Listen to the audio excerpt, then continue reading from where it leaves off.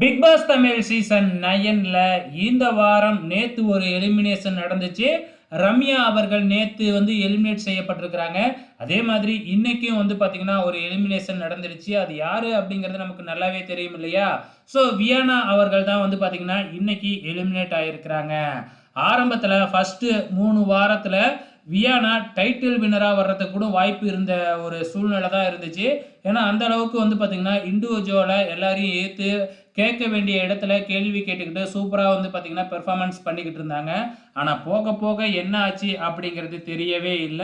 So நெறையா பொய் பேச ஆரம்பிச்சாங்க. அதுக்கப்புறம் பார்த்தீங்கன்னா, எஃப்ஜேவோட சேர்ந்து லவ் கன்டென்ட் குடுக்குறேன் அப்படிங்கிற பேர்ல கிரன்ஜ் பண்ண ஆரம்பிச்சாங்க.